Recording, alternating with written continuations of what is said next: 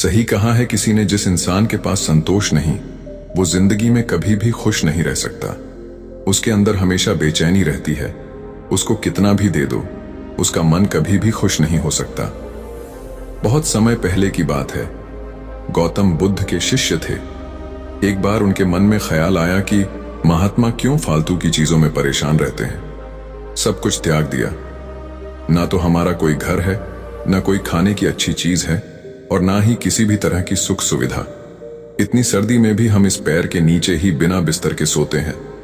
अगर भगवान ने हमें दिया है तो हमें भी घर बनाना चाहिए। अपने घर से भी तो हम ज्ञान का संदेश दे सकते हैं। उसके मन में ख्याल आया कि उसे भी अपना एक घर बनाना चाहिए जिसमें आलीशान कमरे और सुख सुविधाएं हों। वो एक बार वो नगर में भ्रमण के लिए निकला था तो किसी ने उसे एक गद्दा तोहफे में दे दिया। वो गद्दा काफी आरामदायक था। उसने बोला, ये होता है असली सुख। देखो इस गद्दे पर सोने में कितना सुकून मिलता है। काश अगर एक कमरा भी ऐसे आरामदायक हो, फिर तो जिंदगी कुछ और ही बन जाए। लेकिन महात्मा है कि सुनते ही नहीं है। आखिर सब कुछ त्याग करके खुद को कष्ट पहुंचाना, ये कौन सा जीवन है। उसने विचार किया कि वह अगले दिन भिक्षा मांगने के लिए जाएगा और पैसे इकट्ठे करेगा ताकि वो अपना घर बना सके और आराम से उसमें जीवन गुजार सके। इसी इरादे से वह अनाज और धन इकट्ठा करने के लिए वो नगरी में निकल गए, जिसके लिए वो गांव गांव की यात्रा शुरू करी और कई लोगों से मुलाकात करते करते और अपने इस आश्रम के बारे में बताया। इसी यात्रा के दौरान उनकी मुलाकात एक किसान से हुई। वो किसान बहुत गरीब था लेकिन फिर भी काफी उदार दिल का था। उसने महात्मा से आग्रह किया कि आप बहुत थक गए हैं, आप आज रात्रि को मेरे घर पे विश्राम करें और भोजन ग्रहण करें तो आपकी बहुत अनुकंपा होगी।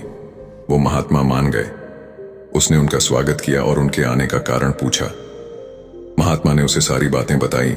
मैं बहुत दूर जंगल से आया हूं और मैं अपने लिए एक आश्रम बनाना चाहता हूं।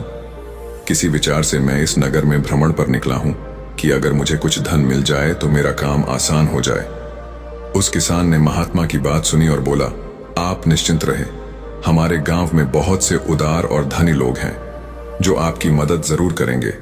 उसने महात्मा को भोजन कराया और बोला, आप चिंता ना करें, आप आज रात्रि को विश्राम करें, बाकी सुबह का कल देखेंगे। लेकिन उस किसान के घर में सिर्फ एक ही बिस्तर, एक ही चौकी थी और सोने का सिर्फ एक ही बंदोबस्त था। उसने महात्मा से आग्रह किया, आप मेरे बिस्तर पर सो जाइए, मैं नीचे जमीन पर सो जाऊंगा, मुझे कोई दिक्कत नहीं है। उसने एक पतली सी फर्श पर चादर बिछाई और फर्श पे लेट गया। थोड़ी ही देर में किसान जोर जोर से नाक बजाने लगा और गहरी नींद में सो गया। और यहां महात्मा को नींद नहीं आ रही थी। दरअसल उनकी पुरानी आश्रम में जो मोटा गद्दा था जिसको किसी ने उनकी दान में दिया, महात्मा को उस गद्दे पर सोने की आदत थी। उस गद्दे में वह आराम से सोते थे। लेकिन आज किसान की चौकी पे कोई मोटा गद्दा न था, इसलिए उनको रात भर उन्हें नींद नहीं आई और रात भर बस की किसान को देखते हैं और सोचते रहे, क्या आखिर ये कैसे निश्चिंत हो कि अपने फर्श पे सिर्फ एक पतली चादर पर नींद में सो रहा है।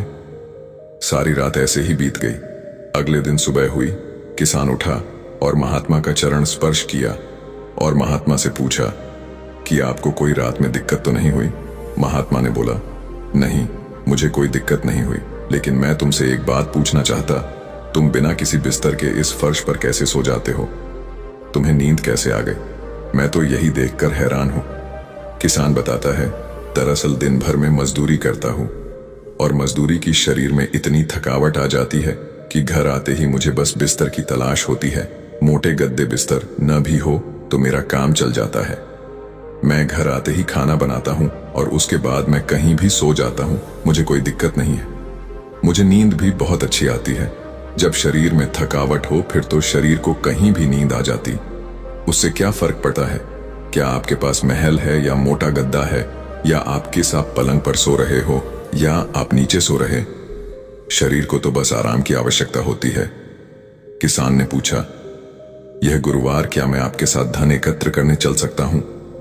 मेरी इच्छा है कि आपके साथ आपके उस आश्रम बनने में मैं आपका योगदान दूं, आपके साथ मिलकर काम करूं और कुछ धन इकट्ठा करूं। तब महात्मा ने बड़ी विनम्रता से उत्तर दिया, पुत्र, तुमने आज जो मुझे ज्ञान दिया है वो ज्ञान मुझे आज तक नहीं मिला। आज मुझे पता चल गया इंसान के मन का असली सुख क्या है। अब मुझे किसी आश्रम और महल की इच्छा नहीं रही। इतना कहकर वो महात्मा धन दान करके वापस अपने आश्रम को लौट गए। उन्होंने जो कुछ भी धन एकत्र किया था वो गरीबों में बांट दिया और स्वयं एक छोटी सी कुटिया बनाकर रहने लगे। जीवन का सुख संतोष में है। अगर मनुष्य के पास जो भी है वो उसे स्वीकार कर लें और उसी में संतोष कर लें तो जीवन में उसे खुशियां तलाशने की जरूरत नहीं है। वो उसका सारा सुख उसी वक्त अनुभव कर लेगा। कई घरों में अपार धन दौलत ऐशो आराम होते हुए भी वहां सुख शांति नहीं होती, क्योंकि उनके पास जो कुछ भी है वो उससे संतोष नहीं हो रहे। कहते हैं जिन्हें दूसरों की थाली में घी ज्यादा देखता है वो कभी खुद से भर पेट नहीं खा पाते। इंसान को चाहिए कि उसके पास जो कुछ भी है वो उसी में खुश रहे, लेकिन इंसान ऐसा कर नहीं पाता और अक्सर दूसरों को देखते हुए और खुद को और ज्यादा चाहने की इच्छा एक अच्छा इंसान को कभी भी खुश नहीं रहने देती और इसी तरह से पूरा जीवन असंतोष में बीत जाता है। उसके पास इतना है, मेरे पास इतना क्यों नहीं। हम हमेशा दूसरों को देख के उनसे परेशान रहते हैं कि हमें इतना क्यों नहीं मिला। आखिर जिंदगी का असल दुख इन्हीं सब चीजों के बारे में सोच गई है। इसीलिए कभी कभी हमें चाहिए कि हम खुद इस बारे में विचार करें कि हद से ज्यादा इच्छा कितना सही है। जो मिले हम उसमें भी तो खुश रह सकते हैं। ज्यादा लालच और हद से ज्यादा इच्छाएं अक्सर इंसान को बीमार करते हैं। हम उम्मीद से ज्यादा अपेक्षाएं पालते हैं और जब वो चीज पूरी नहीं होती तो हमें दुख होता है और हम चिंता करने लगते हैं। जब जीवन में संतोष ही नहीं तो फिर भला जीवन का क्या मतलब। ऐसे में तो हर दिन हम परेशानी रहेंगे। इसीलिए इस बात पर विचार करने की आवश्यकता है।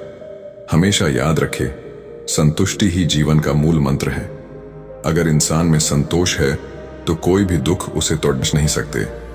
जीवन का यही रहस्य है, जो मिले उसमें खुश रहना सीखो। बाकी अगर ये कहानी आपको अच्छी लगी हो तो इस वीडियो को लाइक करें